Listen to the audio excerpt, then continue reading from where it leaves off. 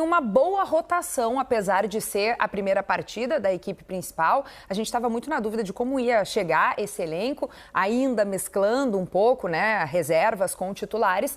Mas eu acho que foi uma boa apresentação do Flamengo e a gente também vai poder repercutir tudo isso com a galera que estava na nossa transmissão: Antero Neto, Jéssica Sescon e Fernando Praz. Eu quero saber se vocês concordam que nem parecia exatamente o primeiro jogo da equipe principal do Flamengo. Estavam em uma boa rotação, amigos? Boa noite, bem-vindos.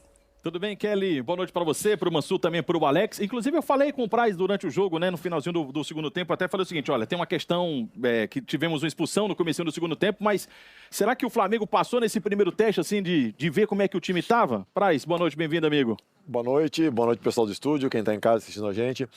Eu acho que provavelmente foi estratégia do Felipe, né? Ele sabendo dessa questão física, ele optou por empurrar o Vasco para trás, conseguiu isso, pressionou, teve a bola e a marcação do Flamengo foi sempre correndo para frente, né? Então o Felipe evitou o desgaste do time ter que correr 30, 40 metros para trás para recuperar espaço e depois atacar. E isso eles fizeram depois dos 15 minutos com muita competência, complicando o Vasco a sair de bola. Vários lances do Flamengo foram criados através de roubada de bola no campo de ataque.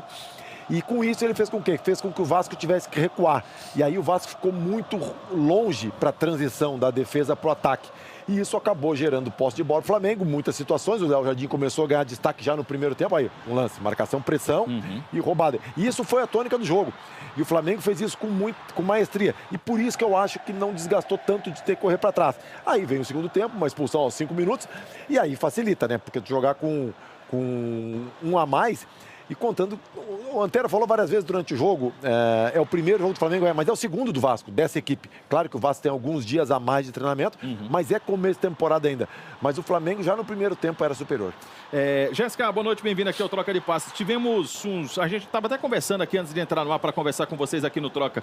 10, 15 minutos do Vasco interessantes no primeiro tempo. Teve aquela bola lá do Andrés Gomes, essa do GB. Mas já no primeiro tempo, quando a gente tinha 11 contra 11, os números do Flamengo eram bem superiores a do Vasco, né? O Flamengo não levou muito tempo, né? Boa noite, amigos aqui da cabine, amigos também que estão assistindo Troca. Não levou muito tempo para o Flamengo conseguir dominar, né? E a estratégia do Flamengo prevalecer em relação à estratégia do Fernando Diniz. Então, foi um Flamengo que conseguiu se impor, pisar no campo do adversário quase que na totalidade dos minutos, o tempo inteiro pisando no campo do Vasco, roubando a bola ali e deixando o Vasco acuado. O Vasco não conseguia sair jogando, a aproximação era lenta, a troca de passes era mais lenta do que chegava a marcação. Resumindo, assim, foi um Flamengo que chegou mais inteiro fisicamente para esse jogo, por incrível que pareça, do que o próprio Vasco, embora os dois times estão no início de temporada, né? Então, o Vasco foi cansando já no primeiro tempo, na reta final do primeiro tempo, já mostrava esse cansaço, já não acompanhava as movimentações do Flamengo. No segundo tempo, então, com um jogador a menos, a gente viu isso aparecer ainda mais. Eu acho que a expulsão, sim, contou para que esse segundo tempo fosse... O Vasco já tinha caído na arapuca do Flamengo no primeiro tempo, né? No 11 contra 11.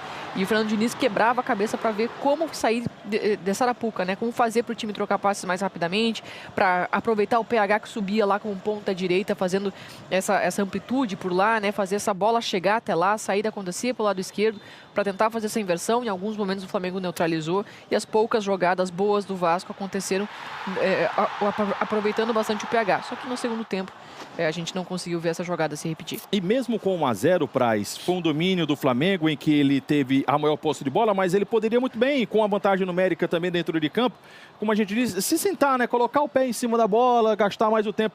Mas foi um Flamengo que continuou atacando. Então, assim, ele teve a vantagem numérica, estava com a vantagem de 1-0 também, mas continuou pressionando o time do Vasco. Ou seja, assim, no primeiro jogo mesmo do time do Flamengo, ele continuou atacando o time do Vasco, como a gente vê aí nos outros lances. Então, não foi um domínio só assim de posse de bola, foi um domínio de finalização também, de chances de gol, né? Não, foram muitas finalizações. O Léo Jardim no segundo tempo fez várias defesas.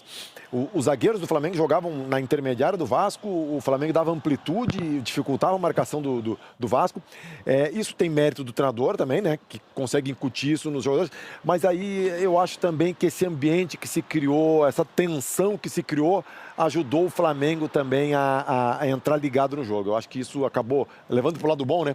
Essa tensão de mudar o planejamento. A gente viu, é nítido que o Felipe Luiz ficou irritado, não gostou da mudança do planejamento, mas isso também acho que serviu para para alertar, né, para acender o ambiente do Flamengo, e aí a gente viu isso no jogo. A gente tá vendo os lances ainda. Só mais uma perguntinha aqui, pessoal do Troca pra Jéssica, porque o Léo Jardim, nós ouvimos há pouco, né? O Léo conversando com a Ana Flávia Nunes, falando, olha, foi só o primeiro jogo da temporada, tem muita coisa pela frente. Mas esse jogo traz algo de ensinamento para o time do Vasco? E quais seriam esses ensinamentos, Jéssica? Eu acho que o principal é entrar em campo sempre ligado, né? Para poder sair dessa marcação. É claro que o Diniz tem como estratégia atrair o adversário para que ele faça realmente essa pressão alta. Então isso tem que estar aprimorado, porque se essa é a principal arma desse Vasco de Fernando Diniz, principalmente agora que não tem mais o Ryan para contar com esse jogador que faz a jogada individual, então isso precisa estar muito aprimorado. Em jogos assim, num clássico, tem que entrar, tentar equilibrar esse ritmo, né? É difícil fazer isso no início de temporada, volto a dizer, é claro que não está na melhor forma física o Vasco ainda, vai levar um tempo, mas isso precisa ser cuidado, né? Porque se não fosse o Léo Jardim na partida de hoje, esse placar teria sido bem mais elástico. Quantas defesas o Léo Jardim fez, Frades? A gente estava olhando aqui, né? Foram mais de 10? Foram mais de 10. Mais de 10, né? Defesas, E foram defesas difíceis, importantes, como a gente viu aí nos melhores momentos. Bom, o time do Flamengo tem mais um clássico pela frente, mas vocês vão mostrar já a classificação. Respira um pouquinho mais aliviado, sai daquela zona do quadrangular do rebaixamento. No domingo enfrenta a equipe do Fluminense e o Vasco da Gama já no planejamento de encarar o Boa Vista com o time alternativo na próxima rodada do Carioca, também no domingo, jogando fora de casa. Viu, Kelly?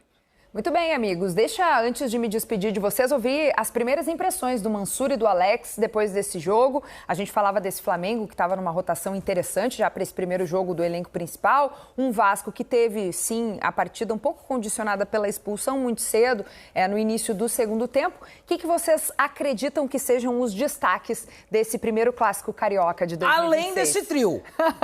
Esse trio brilha sempre, né? Isso aí. Não, o grande destaque do jogo é o Léo Jardim, né? Pelo volume do Flamengo, um jogo de 32 finalizações, 10 defesas e que termina 1-0, o Léo Jardim ainda assim é o destaque.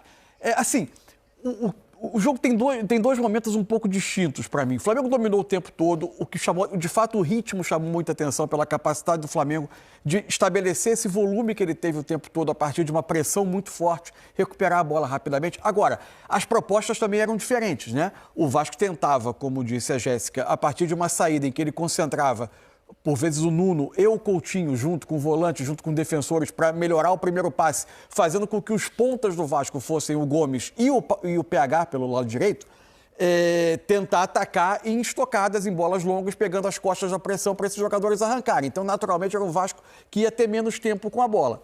O Flamengo teve o domínio do primeiro tempo e encontrou jogadas de finalização, mas em combinações pelo lado do campo que terminavam em cruzamento. Ainda assim, eu acho que dependendo da formação que o Flamengo usa, e essa de hoje, por exemplo, com o Bruno Henrique como o 9, hoje ele não fez o trabalho daquele atacante que sai para ficar numa meia esquerda, como ele fez em alguns jogos, com a presença do Carrascal, ele fez a função do centroavante.